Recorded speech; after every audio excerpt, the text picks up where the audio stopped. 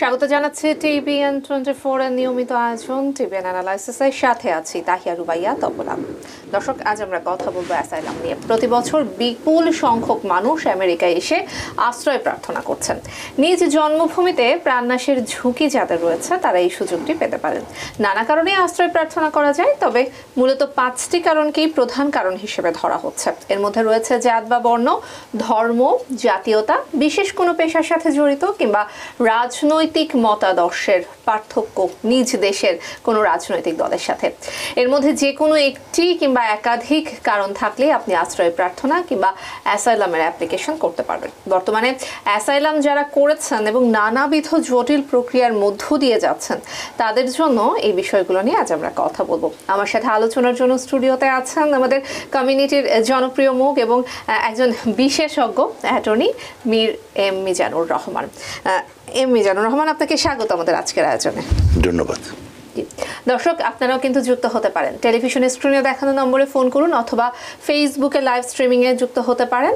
আপনার মতামত জানাতে পারেন। টিবিএন 24 আমাদের ফেসবুক পেজ, সেখানে লাইভ স্ট্রিমিং হচ্ছে। যে কোনো মতামত জানাতে পারেন, করতে পারেন যে কোনো প্রশ্ন। আমাদের বিশেষজ্ঞ অতিথি দেবেন আপনার প্রশ্নের উত্তর। আলোচনায় যাব, তবে তার আগে বরাবরের মতোই এই সপ্তাহে ঘটে যাওয়া উল্লেখযোগ্য কিছু বিষয় তুলে ধরব।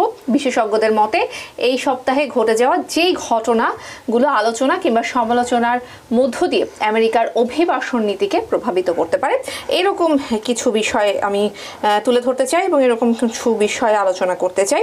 প্রথমেই যেই বিষয়টি আসছে সেটি হচ্ছে নির্বাচনের বছর কিন্তু এটি, এবং ক্ষমতার রদ বদলে ইমিগ্রেশনেও কিন্তু এক ধরনের পরিবর্তন কিংবা প্রভাব আসতে পারে। বিশেষ করে প্রেসিডেন্ট প্রার্থী কিংবা সাবেক প্রেসিডেন্ট ডোনাল্ড ট্রাম্প এরই মধ্যেই তার নির্বাচনী প্রচারণা শুরু করেছেন।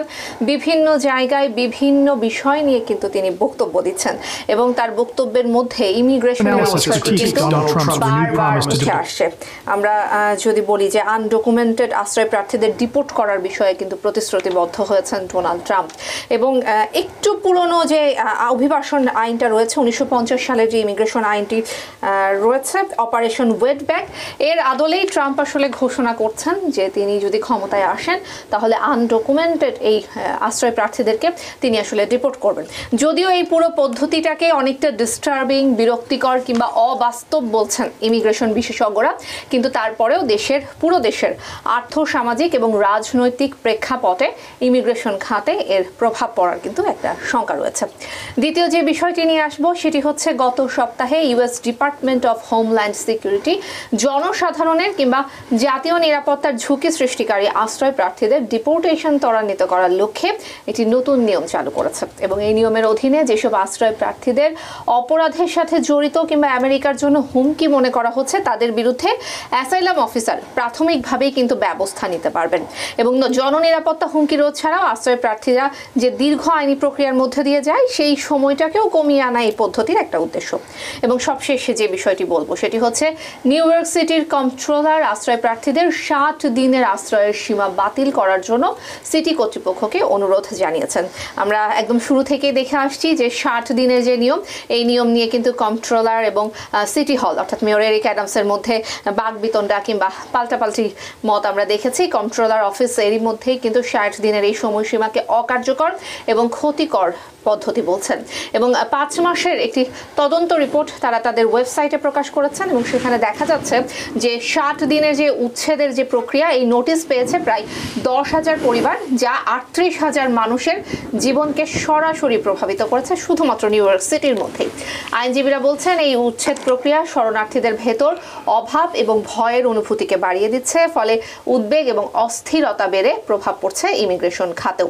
বিকল্প হিসেবে বাইডেন প্রশাসনকে আরও বেশি সংস্থান সরবরাহ করা এবং আশ্রয় প্রার্থীদের আইনিভাবে কাজের অনুমতি দেওয়ার প্রক্রিয়া যেটি রয়েছে সেই প্রক্রিয়া বাড়ানোর কথাই কিন্তু বলছেন ইমিগ্রেশন বিশেষজ্ঞরা।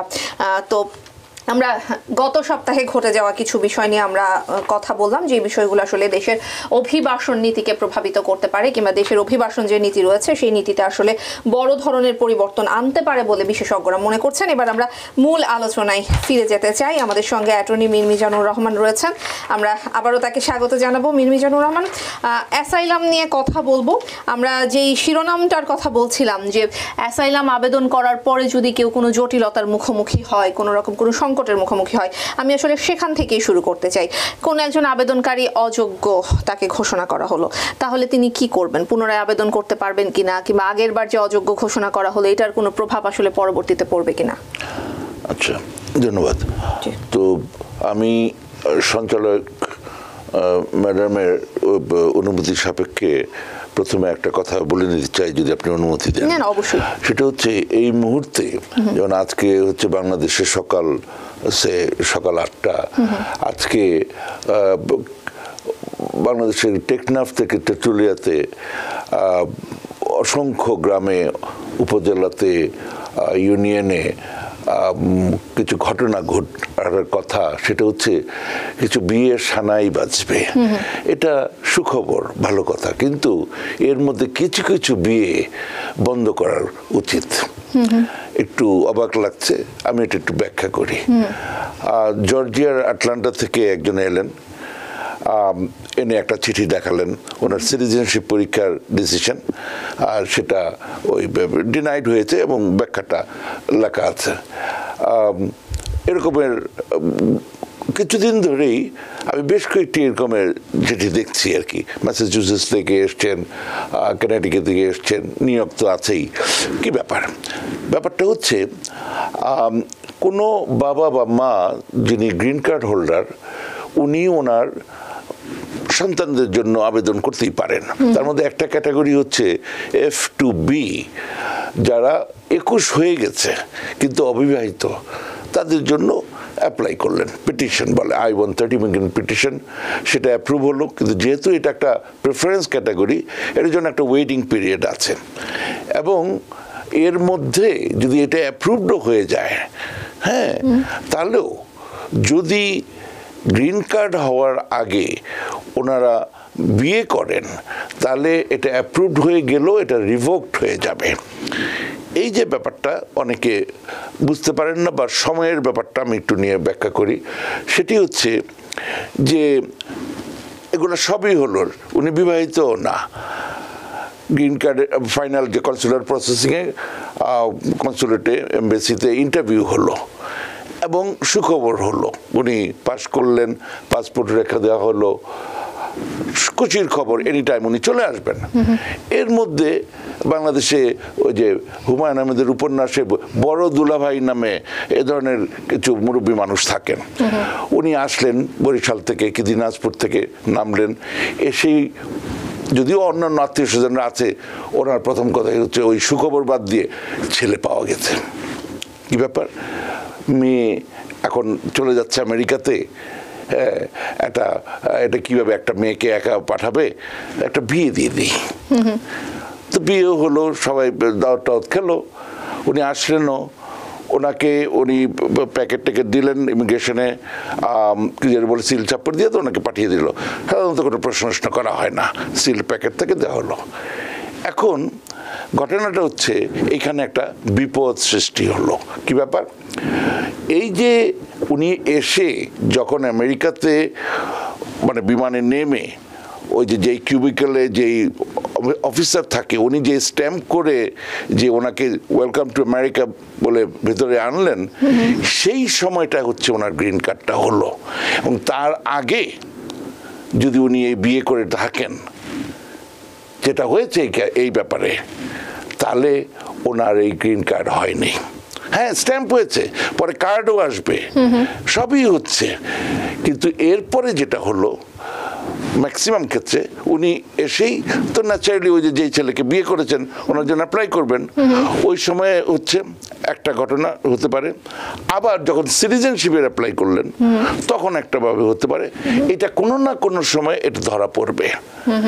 মনে রাখবেন, আপনার গ্রিন কার্ড যতই আপনি ইন্টারভিউতে পাস করেছেন, পাসপোর্ট রেখে দিয়েছে, স্ট্যাম্প করে দিয়ে দিয়েছে, প্যাকেট দিয়ে দিয়েছে, আপনার তখনও গ্রিন কার্ড হয়নি। এটা হচ্ছে ওই যেটা বললাম সেই সময়। তার আগ পর্যন্ত যারা বিয়ে করছেন বা বিয়ে করার চিন্তা করছেন, বুঝতেই পারছেন কি বড় ক্ষতিটা হয়ে গেল।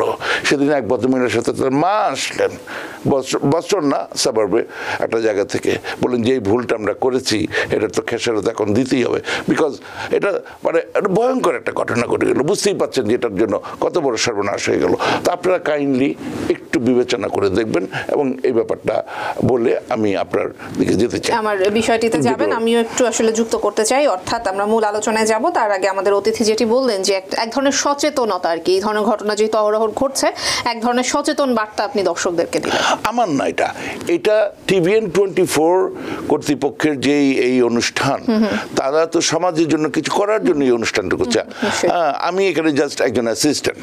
হ্যাঁ, তো আমি মনে করি যে এই যে প্রোগ্রাম তারা যেহেতু করছেন, তাদের পক্ষ থেকে সমাজের জন্য যে কিছু একটা করার, সেইভাবে আমি জিনিসটা দেখতে চাচ্ছি। আমরা এক ধরনের সচেতনতার বার্তা দেওয়ার চেষ্টা করলাম। এবার আমরা মূল আলোচনায় ফিরে আসি, যে বিষয়টি বলছিলাম। তো আপনি যখন বললেন যে যদি একটা চ্যালেঞ্জের মুখোমুখি হয় অ্যাসাইলাম ফাইল করার পর, মানে প্রথম যেটা হয় সেটা হচ্ছে আপনার অ্যাসাইলাম ইন্টারভিউ যেটা হয়, যারা অ্যাফার্মেটিভ অ্যাপ্লিকেশনটা করেন, হ্যাঁ, আর যারা ডিফেন্সিভ, মানে যেমন সে সামহাও মানুষ জীবন বাঁচানোর জন্য তার স্বাধীনতার লাইফ অ্যান্ড লিবার্টি যখন অ্যাট স্টেক থাকে, তখন মানুষ শুধু যে ভিসা নিয়ে এখানে আসার চেষ্টা করে তা তো না, যে কোনোভাবে সেই অন্য পাসপোর্ট দিয়ে হোক, যেভাবে হোক, বর্ডার ক্রস করে হোক, তার জীবনটা বাঁচাতে চায়। সেই জন্যই ইজ স্টিল অ্যালাউড অ্যাসাইলাম পাওয়াটা।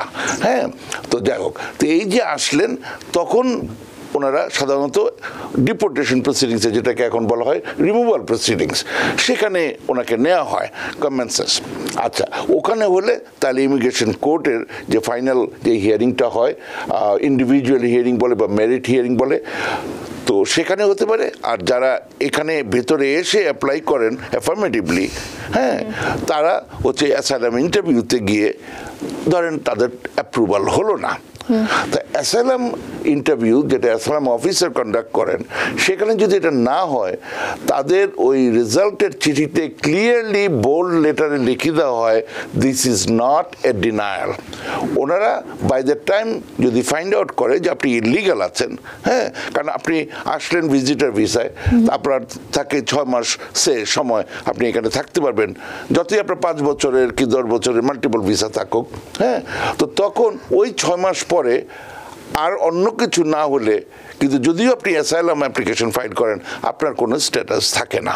হ্যাঁ, তো ফলে তখন তারা এই যে স্ট্যাটাস ভায়োলেট করেছেন, এই জন্য তারা রিমুভাল প্রসিডিংসে কেসটা কোর্টে রেফার করে, হ্যাঁ, এবং তাদেরকে সহায়তা করে এই আইস যে গভর্নমেন্ট যে চিফ কাউন্সিলস অফিসের অ্যাটর্নিরা। আচ্ছা, তো ওখানে যখন আপনি যাবেন, তখন এই অ্যাপ্লিকেশন আবার আপনি রিনিউ করতে পারেন বিফোর দ্য জাজ, এবং এটাকে বলা হয় ডিনোভো হিয়ারিংয়ের জন্য, meaning as if nothing happen before. সুতরাং আপনি যে বললেন যে এটা আবার করা যায় কিনা, this is where you get a second chance.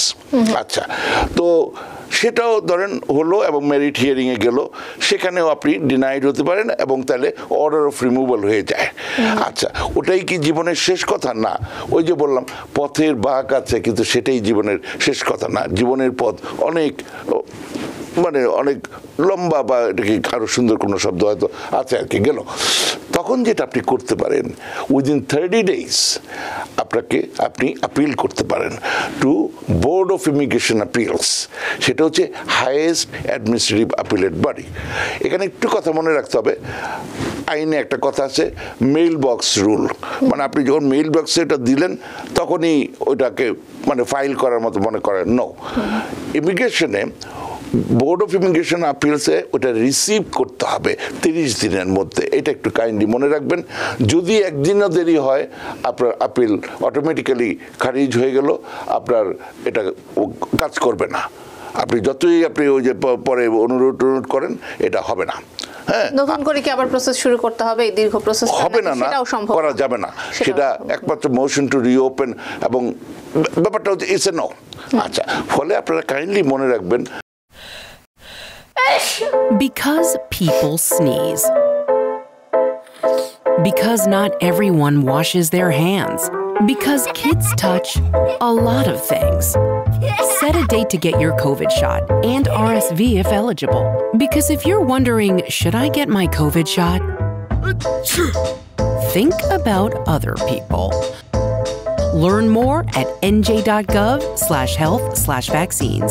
আপনারা ধরেন ডিনাইড হলো, আপনি রেজাল্টও পেলেন, এখানে যাচ্ছেন ওখানে যাচ্ছেন চিন্তা করছেন, করতে করতে একদম শেষ মুহূর্তে মানে লয়ারের কাছে আসলেন, টাকা হয়তো দিলেন, কিন্তু কাজটা তো হতে হবে। সুতরাং আপনারা একটু তাড়াতাড়ি ডিসাইড করেন যেখানেই যাবেন, যাতে করে ওনারাও এটার উপর কাজ টাজ করে তারপরে ফাইল করতে পারে। কিন্তু মনে রাখতে হবে যেটা ফাইলটা যেন রিসিভ করে বোর্ড অফ ইমিগ্রেশন অ্যাপিলস, এটা ভার্জিনিয়ার একটা অ্যাড্রেস, সেখানে এটা ফাইল করতে হবে। আচ্ছা, সেখানে আপনার এই অ্যাপিলেট যে ব্যাপারটা থাকবে, ওইখানে যাওয়ার পরে কোনো এক সময় এই যে ওই যে কোর্টে যত কথাবার্তা হয়েছে, প্রশ্ন হয়েছে, উত্তর হয়েছে, বিভিন্ন ডিসকাশন হয়েছে, এগুলো সব রেকর্ড করা থাকে, সেগুলা আপনাকে তখন ট্রান্সক্রাইব করা হবে এবং ওগুলা দিয়ে আপনাকে একটা সময় দেওয়া হবে ওটার উপর ব্রিফিং করার জন্য, যদি আপনি ব্রিফ লিখতে মানে বলেন প্রথমে যখন মানে অ্যাপিলটা করলেন।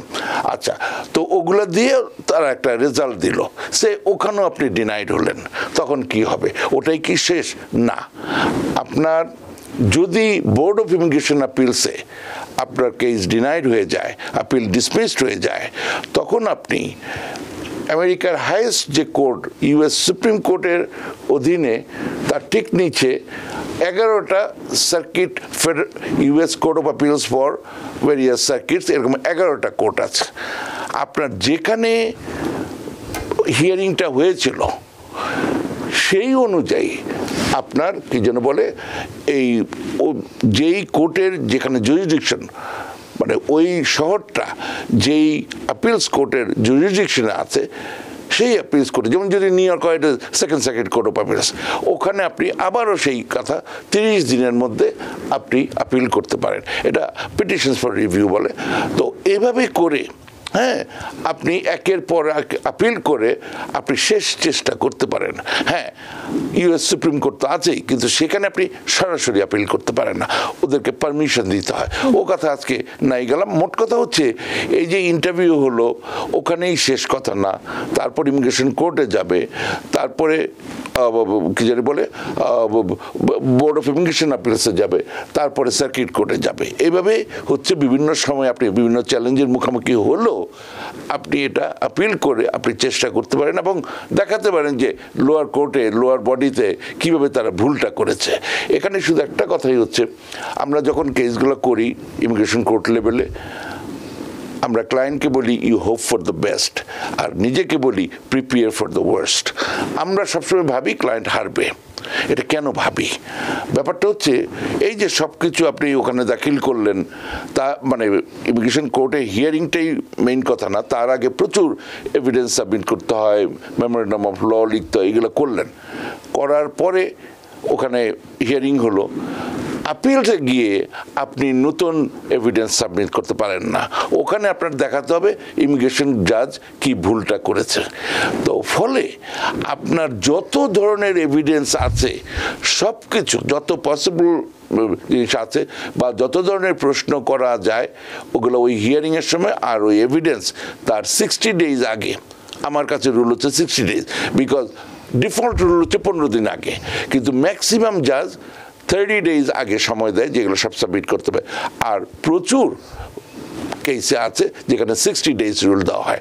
এগুলো সব প্রপারলি এভিডেন্স প্যাকেজ হিসেবে জাস্ট ফটোকপি করে দিলে হবে না, এগুলো সাবমিট করতে হয়, যাতে করে আপনার যখন ওই যে আপিলে গেলে তো আর আপনি নতুন কিছু দিতে পারছেন না, যাতে করে আপনার কোনো ভুল না থাকে। আপনি বলতে পারেন যে যদিও জাজ এই ডিসিশন দিয়েছে, কিন্তু যদি আপনি রেকর্ড অফ প্রসিডিংস রিভিউ করা হয়, একেবারে আমরা পৃষ্ঠা দিয়ে মানে আইটেম দিয়ে কোথায় কোনখানে কি কোট করে যে এইভাবে করে দেখানো হয় যে জাজ অ্যাকচুয়ালি ভুল করেছেন।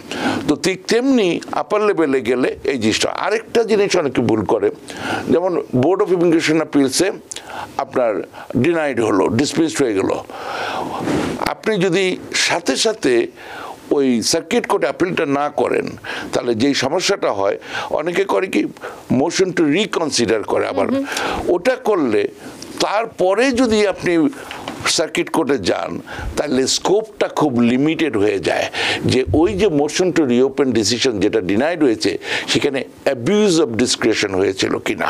এছাড়া এছাড়া তারা ওই পুরো অ্যাসাইলাম কেসটা রিভিউ করতে পারে না, স্কোপটা লিমিটেড হয়ে যায়। সুতরাং যদি এরকমের অবস্থা হয়, rather than doing motion to reconsider lower লেভেলে, you go straight to circuit court, তাহলে হোল কেসটা মানে স্কোপটা হয় ওয়াইড ওপেন হয়। এটা একটু কাইন্ডলি মনে রাখলে ভালো। তা আমি আপাতত থামি, আপনি প্রশ্ন করেন। নিশ্চয়ই আমি প্রশ্ন করব না, কারণ একজন দর্শক রয়েছেন আমাদের সঙ্গে, অনেকক্ষণ ধরে অপেক্ষায়। দর্শককে নিতে চাই। দর্শক কে আছেন, সাথে নাম বলে প্রশ্নটি করুন। হ্যালো, আসসালামু আলাইকুম। আমার নাম হাফিজা, আমি লং আইল্যান্ড থেকে বলছি। আমি সিটিজেন। 2013-এ আমার ছোট বোনের জন্য অ্যাপ্লাই করেছিলাম। সো অ্যাড্রেস মিসিং এর জন্য এটা আমরা লেটার মিস করি। সো এটা ডিনাই লেটার আসার পরে আমরা আবার মোশন লেটার সাবমিট করি সব ডকুমেন্টস দিয়ে। সো ওনারা এটা রিপ্লাই করেছেন, বলেছেন যে ফার্দার যদি কোনো ডকুমেন্টস লাগে তাহলে ওনারা আমাদেরকে জানাবেন। সো এই চিঠিটা আমাদের কাছে আছে। বাট এখন যখন আমরা আবার অনলাইনে নাম্বারটা দিয়ে চেক করতে যাই, সো ওখানে দেখাচ্ছে যে ফার্স্টে যে ডিনাই লেটারটা এসেছিল ওই ডেটটা দিয়ে ওই লেটারটাই শো আপ করছে, বাট পরে যে আমাদেরকে যে চিঠিটা দিয়েছিলেন ওইটা শো আপ করছেন না। তো এখন এটা কি বুঝবো আমি অ্যাকচুয়ালি বুঝতে পারছি না। এটা ডিনাইড, এবং কালকের মধ্যে আবার অ্যাপ্লাই করে দেন, কালকের মধ্যে। কেন কালকের মধ্যে? বিকজ একটা দিন দেরি হলে একটা দিনই লস। আপনার ওই যে আগে যত কিছু করেছেন, এই যে এতদিন ধরে অপেক্ষা করেছেন, আজকে কত 13 সালে অ্যাপ্লাই করেছেন, 11 বছর নষ্ট হলো। আর নষ্ট করেন না। এই যে মোশন টু রিওপেন এই যে করলেন, এটার কোনো মূল্য নেই। এটা ওরা আলটিমেটলি এটা অ্যাপ্রুভ করবে না, করে না।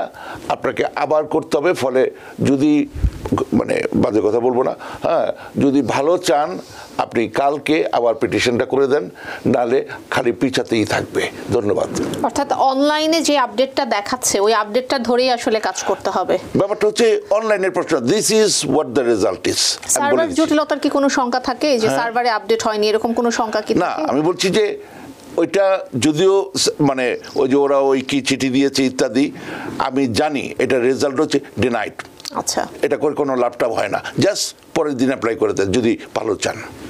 জি, আরো একজন দর্শক রয়েছেন আমাদের সঙ্গে টেলিফোনে, টেলিফোনটি নিতে চাই। দর্শক কে আছেন, সাথে নাম বলে প্রশ্নটি করুন। হ্যালো, আসসালামু আলাইকুম। জি, ওয়ালাইকুম আসসালাম। আমি জামাইকা থেকে আক্তার বলছি। জি, আমার প্রশ্নটা হলো, আমার এক আত্মীয় ভিজিট বিষয়ে আসছে, একটা মেয়ে আসার পরে সে একটা ছেলেকে বিয়ে করতে চাচ্ছে, ছেলেটা হলো সিটিজেন। তো সেই ক্ষেত্রে ওই মেয়েটা কি কি করণীয়, মানে মেয়েটা তো অ্যাপ্লাই করতে পারবে তার গ্রিন কার্ডের জন্য বিয়ের পরে, কি কি পেপার বা কিভাবে বিয়েটা করলে তার পেপার দিকে করার জন্য সহজ হবে? এই প্রশ্নের একমাত্র একটা উত্তর আছে, আগে বিয়ে করেন। যদি সত্যি based on love and respect কোনো সম্পর্ক সৃষ্টি হয়ে থাকে, আগে বিয়ে করুক, তারপরে এটা নিয়ে কথা। একটা কথা এটার উপরে চলবে না। কেন চলবে না? ব্যাপারটা হচ্ছে এই জিনিসগুলোকে খুবই সন্দেহের চোখে দেখা হয়। বিয়েই হয় নাই, এখনই চিন্তা করে কী কী কাগজপত্র লাগবে, এগুলো বন্ধ করেন। আগে বিয়ে শাদী হোক, মিষ্টি মিষ্টি, কারণ আমাদেরকেও মানে পাঠানোর আমি জানি না দেবে কিনা, হ্যাঁ, মানে দাওয়াত পাবো কিনা, গেল। তারপরে হচ্ছে গিয়ে অ্যাপ্লাই ট্যাপ্লাই কথা। এখন বিয়ে হয় নাই, তারপরে কি বলে মধুচন্দ্রিম না কোথায় হানিমুনে যায় নাই, কিছু হয় নাই, হ্যাঁ, অন্যদের সাথে ঘোরাঘুরি হয় নাই, হ্যাঁ, দোয়া টোয়া নেয় নাই, হ্যাঁ, এখনই অ্যাপ্লাই করার কথা চিন্তা করছেন। এইটা ইমিগ্রেশনে খুব সন্দেহের চোখে দেখা হয়। কিন্তু এই যে বিয়ের পর থেকে যে অ্যাপ্লাই করা পর্যন্ত যে প্রসেস, উনি যেহেতু ভিজিট ভিসায় আছে, 6 মাসের বেশি তো উনি থাকতে পারবেন না। এর মধ্যে যদি 6 মাস শেষ হয়ে যায় তাহলে কি ওনাকে আবার বাংলাদেশে ব্যাক করতে হবে? না। আচ্ছা, মানে উনি ভিজিট ভিসায় এসেও যদি উনি সিটিজেন বিয়ে করেন, বিয়েটা অন্তত একদিন যাক।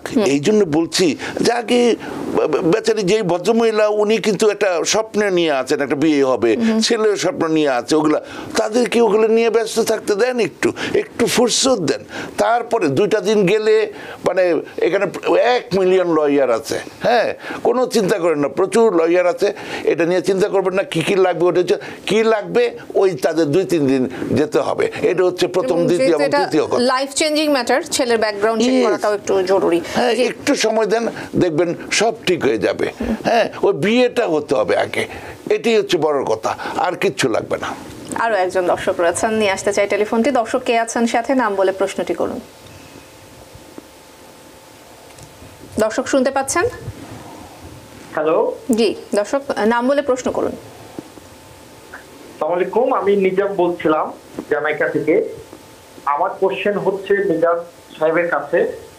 আমার কোশ্চেন হচ্ছে, আমার শ্বশুর গ্রিন কার্ড হোল্ডার, উনি বাংলাদেশে যেতে চান, কিন্তু উনি যদি 1 বছরের ভিতর আমেরিকা আবার ঢুকেন, তাহলে কিভাবে কি করতে হবে? উনি কি কোনো বাধার সম্মুখীন হবেন যদি 11 মাস এর মধ্যে আমেরিকা আসেন? এটাই হচ্ছে আমার প্রশ্ন। ওটার নাম মিজান বললো নাকি? হ্যাঁ, ওই আপনার কি জানি নামের বলে সাথে মিতা। মিল আছে। আর মিলটা না শুধু মিতা, আমার সালাম গ্রহণ করুন গেল আমার নামের নাম। আচ্ছা, তো হ্যাঁ, যদি উনি 1 বছরের বেশি বাইরে থেকে আসেন, ওনার গ্রিন কার্ড নষ্ট হয়ে গেছে অলরেডি, এই একটা অবস্থা ধরা হবে গেল। তো ওনার কোনো বিশেষ পারমিশন নেওয়ার কোনো প্রয়োজন নাই যদি 11 মাসের মধ্যে যদি আসেন। উনি বা ওই যে 1 বছরের মধ্যে চলে আসছেন, এই হলো কথা। কিন্তু একটা কথা মনে রাখতে হবে, গ্রিন কার্ড নিয়ে বাইরে গেলে প্রতিবার যখন আপনি ফিরবেন কোনো বর্ডার পোস্টে, নো দ্যাট প্রতিবার নতুন করে আপনি গ্রিন কার্ডটা পান, ইটস এ নিউ অ্যাডমিশন। এবং যে কোনো সময় আপনার গ্রিন কার্ড নিয়ে নেওয়া যায়। তো যদি 6 মাসের কম বাইরে থেকে আপনি ভেতরে আসেন, তখন যদি ওরা এটা এরকম কিছু করতে চায়, তাইলে the burden of proof is on the government to show আপনার এই দেশে পার্মানেন্টলি থাকার ইচ্ছা নাই। তো কিন্তু যদি 6 মাসের বেশি বাইরে থেকে তারপরে আসেন, তখন দায়িত্বটা আপনার উপরে টু প্রুভ যে আপনি সত্যি সত্যি এখানেই থাকতে চান। তো এই হচ্ছে ব্যাপারটা। ফলে যদি উনি 6 মাসের বেশি থাকেন, তখন ওনার যেটা দেখাতে হবে যে কেন উনি বাইরে এতদিন ধরে ছিলেন। হয়তো প্রশ্ন করবে না, গতকাল করে নাই কিন্তু আগামীকাল করতে পারে, এবং এরকম হচ্ছে। মনে রাখবেন, আপনি প্রতিবার ওই মনে করলেন যে একদিন আগে চলে আসি, তাহলে আর কিছু বলবেন না। ওরাও কিন্তু প্যাটার্নটা দেখে, একটু কাইন্ডলি সাবধানে থাকবেন। এখন কথা হচ্ছে, যদি এরকমের হয়, কি হতে পারে, আপনার জমি জমা আছে, হ্যাঁ, এগুলা সেটেল করতে গিয়েছিলেন, বিক্রি করতে গিয়েছিলেন, সময় লাগছে। আপনি একটা অসুস্থতায় পড়েছেন, অ্যালোপ্যাথিক চিকিৎসায় হচ্ছিল না, পরে আয়ুর্বেদী বা দেশীয় বিভিন্ন ইসের মধ্যে দিয়ে গেছেন, অনেক সময় লেগে গেছে, সেখানে ডাক্তারের সার্টিফিকেট থাকতে পারে। বিভিন্ন কারণে আপনার এই ধরনের কোনো ঘটনা ঘটতে পারে। আপনার যেন একটা মানে ব্যাখ্যা থাকে। আর এখানে আপনার কি রেখে গেছেন সেটা খুব ইম্পর্টেন্ট। আপনার তো বাসার লিজ আছে, হয়তো ব্যাংক অ্যাকাউন্ট আছে, চাকরি ছিল যেটা ছুটি নিয়ে গেছেন, ফ্যামিলি আদার্স ওরা আছে, এই যে ব্যাপারগুলো, এগুলা খুবই ইম্পর্টেন্ট। ফলে যখনই এই ধরনের অবস্থা হয়, ওনার সাথে যেন কিছু কাগজপত্র রেডি করে একটা প্যাকেজ দিয়ে দেওয়া হয়, যাতে ওনাকে প্রশ্ন করা হলে, বা অনেককে ওইখানে প্রশ্ন করা হয় না, শুধু ভেতরে নিয়ে যাওয়া হয়, সেকেন্ডারি ইন্সপেকশন বলে। হ্যাঁ, তখন যেন ওনার হাতে কিছু কাগজপত্র থাকে। হ্যাঁ, উনি প্রথমে তো হচ্ছে উনি একটু নার্ভাস হয়ে যাবেন, ভিতরে নিয়ে গেল কি ব্যাপার, কারণ কিছু কিছু লোক দেখবেন তাদেরকেও বসায় রাখছে, কিন্তু চেন দিয়ে বেঁধে রাখছে। তো ওইটা দেখলে ওনার তো শ্বশুর মানুষ, হ্যাঁ, বয়স্ক মানুষ, মানে উনি হয়তো মানে নার্ভাস হয়ে যাবেন। ফলে একটা প্যাকেজ দিয়ে দিবেন যাতে করে উনি ওগুলো দেখাতে পারেন। হ্যাঁ, তাইলে অ্যাটলিস্ট ওরা দেখলো হি ইজ রেডি। ফলে ওইভাবে করে ওইগুলো দেখলো, তাহলেই হয়তো সমস্যার সমাধান হয়ে যাবে। হ্যাঁ, মনে রাখবেন, ওইখানে ইউ ডু নট, ওইখানে বা বর্ডারের বাইরে you do not have a person right to a lawyer. সুতরাং ওইখান থেকে ওই যে লয়ার চাবেন আর তারা দৌড়ে যাবে, ওটা হচ্ছে না। অন্তত আমি যাব না, হ্যাঁ, তাহলে হয়তো কি লয়ার ওই পর্যন্ত যেতে পারে না। নো, আমি আমার অবস্থানটা বুঝি, শুধু আমার না, কোনো লয়ারের কোনো রাইট নেই। আচ্ছা, তো কিন্তু তখন ওনাকে আবার নিয়ে যাওয়া হবে সেই জেলখানায়, সেখানে একটা বিশ্রী একটা অবস্থা। ফলে আপনারা একটু আগে থেকেই একটু সাজায় টাজে ওনাকে রেডি করে দিবেন আর কি। ধন্যবাদ। জি, আমাদের আলোচনা আরও চলবে, মিজানুর রহমান সঙ্গেই থাকবেন। একটা ছোট্ট বিরতির সময় হয়ে গেছে। দর্শক, টিভিএন অ্যানালাইসিস নিচ্ছে একটি বিরতি, সঙ্গেই থাকুন। Because people sneeze. Because not everyone washes their hands. Because kids touch a lot of things. Set a date to get your COVID shot and RSV if eligible. Because if you're wondering, should I get my COVID shot? Think about other people. Learn more at nj.gov/health/vaccines. আবারও স্বাগত জানাচ্ছি TVN অ্যানালাইসিসের সাথে আছি তাহিয়া রুবাইয়া তপলা। আজকে আমরা asylum নিয়ে কথা বলছি। আমাদের সঙ্গে উপস্থিত রয়েছেন বিশেষজ্ঞ অতিথি অ্যাটর্নি মীর এম মিজানুর রহমান। দর্শক যুক্ত হতে পারেন আপনারাও। ইমিগ্রেশন সংক্রান্ত যে কোনো প্রশ্ন করতে পারেন, টেলিভিশনের স্ক্রিনে দেখানো নম্বরে ফোন করুন অথবা ফেসবুকে TBN24 আমাদের ফেসবুক পেজ, সেখানে লাইভ স্ট্রিমিং হচ্ছে। যে কোনো মতামত জানাতে পারেন, করতে পারেন যে কোনো প্রশ্ন, আমাদের বিশেষজ্ঞ অতিথি দেবেন আপনার প্রশ্নের উত্তর। আমরা আলোচনা শুরু করব। আমরা একটু ফেসবুক থেকে দর্শকদের প্রশ্ন নিতে চাই। SM হাসিব ইমরান তিনি বলছেন যে তার হচ্ছে ক্যাটাগরি SL6 গ্রিন কার্ড রয়েছে, স্পেশাল ইমিগ্রেন্ট জুভিনাইল স্ট্যাটাস, যেটা তিনি কি 2 মাসের জন্য তার হোম কান্ট্রি ভিজিট করতে পারবেন কিনা? হ্যাঁ, গ্রিন কার্ড থাকলে এবং আপনার যদি এটা অ্যাসাইলাম ভিত্তিক না হয়, তাহলে আপনি যে কোনো সময়ই আপনি যে কোনো দেশে যেতে পারেন, এমনকি হোম কান্ট্রিতে যেতে পারেন। তো একটু আগে আরেক প্রশ্নের উত্তরে যেটা বললাম যে আপনার সিটিজেন হওয়ার আগ পর্যন্ত যত কম সময়, 2 মাস ইজ পারফেক্টলি অলরাইট, কিন্তু একদম টাইটে ওই যে 6 মাস 11 মাস মানে 5 মাস 11 মাস যেগুলো বললেন, এগুলো অ্যাভয়েড করা ভালো। এই প্যাটার্নটা খুব সুখকর না। আর ওই অ্যাসাইলাম ভিত্তিক যেটা বললাম, রুল অনুযায়ী আপনি সিটিজেনশিপের আগে আপনার হোম কান্ট্রিতে যাওয়ার কথা না। আচ্ছা, কিন্তু তারপরও যদি ইমার্জেন্সি সিচুয়েশন হয়, খুবই স্বল্প সময়ের জন্য আপনি যেতে পারেন এবং সেখানে যে আপনার যে হোম মানে যে ডিস্ট্রিক্ট বা যেখানে প্রবলেমগুলো হয়েছে ওটা ছাড়াও আর অনেক জায়গা আছে, সেখানে যেতে পারেন। সেখানে আমাদের সাথে মানে একটা ব্যাখ্যা যেন থাকে। যেমন আপনার খুব ঘনিষ্ঠ কেউ মারা গেছেন, আপনি উকিলের কথা শুনবেন না, আপনি তাকে দেখতে যাবেন। আপনার মাও অসুস্থ, হাসপাতাল থেকে বলছে বাবা একটু দেখে যা। হ্যাঁ, তো এই যে ব্যাপারগুলো ওইখানে একটা কনসিডার করা হবে। আদারওয়াইজ আপনি যদি এরকমের রেগুলার গ্রিন কার্ড নিয়ে দেশে যেতে থাকেন অ্যাসাইলাম ভিত্তিক, আপনার কিন্তু আপনার অ্যাসাইলাম রিভোক করার জন্য প্রসিডিং শুরু হবে। শুধু একটু খেয়াল রাখবেন। ধন্যবাদ। আরও একজন দর্শক আছেন নাইস তারা, তিনি বলছেন তিনি গ্রিন কার্ড হোল্ডার। তিনি তার হাজব্যান্ডের জন্য মে মাসের 2022 সালে অ্যাপ্লাই করেছেন, এখন পর্যন্ত কোনো অ্যাপ্রুভাল লেটার পাননি। কতদিন পর্যন্ত অপেক্ষা করতে হতে পারে? প্রথম কথা হচ্ছে এটা একটা প্রেফারেন্স ক্যাটাগরি, যতক্ষণ পর্যন্ত এটা গ্রিন কার্ড হোল্ডার ব্যাপার হয়। তো উনি আমার এই মুহূর্তে আমার সামনে বা আমার বলতে পারছি না যে কি যেন বলে প্রায়োরিটি রেটটা কখন কারেন্ট হবে। আপনারা সেই জন্য আপনি কাইন্ডলি একটা জিনিস করেন, গুগলে গিয়ে visabulletin.gov এই সাইটটাতে আপনি যান। যে ধরেন এখন মে বা জুন মাসের এই মানে ব্যাপারটা দেখেন যে F2A ক্যাটাগরি এটা। হ্যাঁ, গ্রিন কার্ড হোল্ডারের হাজব্যান্ড অ্যান্ড চিলড্রেন আন্ডার 21। তো ওই কোন ডেটটা যে কারেন্ট হচ্ছে, আপনি যখন অ্যাপ্লাই করেছেন ওই ডেটটা এখনো হয়তো আসেনি। সুতরাং যতই অ্যাপ্রুভাল হোক আর না হোক, এটা হচ্ছে ডিটারমিনিং ফ্যাক্টর। যখন জিনিসটা অ্যাপ্রুভাল হয়ে আপনার এটা নেক্সট যে প্রসেসিং, উনি যদি বাংলাদেশে থাকেন, হ্যাঁ মানে যিনি বেনিফিশিয়ারি স্পাউস যিনি, তো ওইটা ন্যাশনাল ভিসা সেন্টারে যাবে। তারপরে হচ্ছে ওই যে 325 টাকা 120 টাকা দিবেন, তারপরে ডিএস মানে এই যে নেক্সট প্রসেসটা শুরু হবে। সুতরাং ওই সময়টার জন্য তার আগে অ্যাপ্রুভ হলেই হলো আর কি। হ্যাঁ, সুতরাং তার আগে আপনার দুশ্চিন্তার কোনো কারণ নেই। আপনি কনসার্ন, এটা অবশ্যই ভালো। এবং এই চিঠি, এই খবরটা আপনার হয়তো নিজে জানেন, আমি দৃঢ় বিশ্বাস উনি জানেন, কিন্তু উনি ওনার একটু হাজব্যান্ড কথা শোনাতে চাচ্ছে।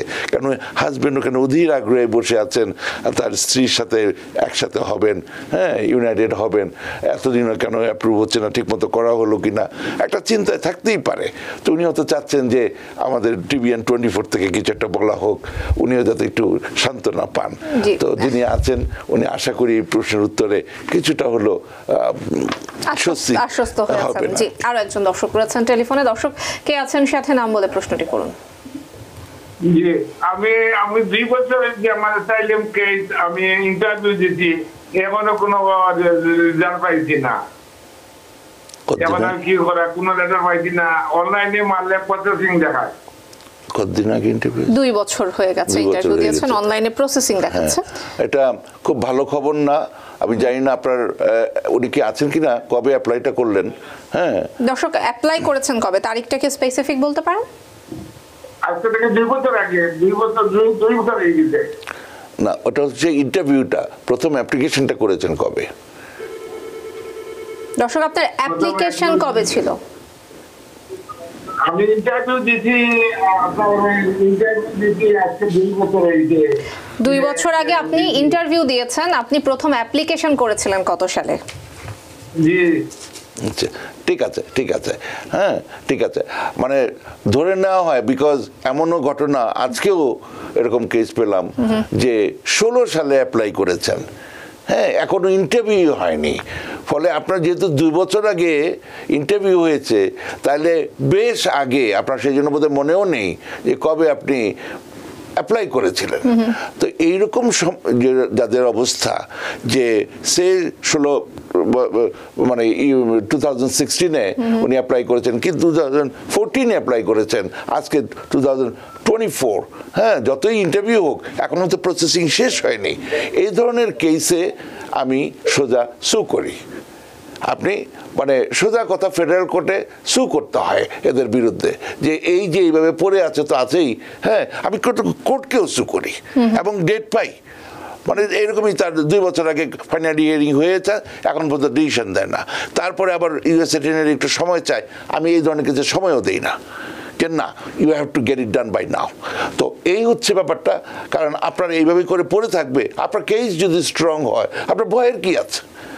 কারণ আপনার জন্য, আপনার এই অবস্থানের জন্য আপনার ফ্যামিলি মেম্বাররা তারা একটা দুর্যোগ অবস্থায় আছে, তারা হয়তো একটা মানে ভয়ের মধ্যে আছে, তারা হয়তো সমস্যার মধ্যে আছে। আপনার এটা না হলে তাদেরকে এখানে নিয়ে আসা যাচ্ছে না। ফলে আপনার এটা আবেদন অনুনয় বিনয়ের ব্যাপার না, আপনার রাইট আছে। তো সুতরাং আপনার উচিত হবে আপনার পছন্দের ভাবে যেভাবে ব্যবস্থা নেওয়া সেটা নেওয়া দ্রুত ব্যবস্থা নেওয়া উচিত। আরো একজন দর্শক রয়েছেন টেলিফোনে, আমাদের সময়ও শেষ হয়ে গেছে, আমরা সম্ভবত এই ফোনটি নিয়ে শেষ করতে হবে। দর্শক কে আছেন সাথে, নাম বলে প্রশ্নটি করুন।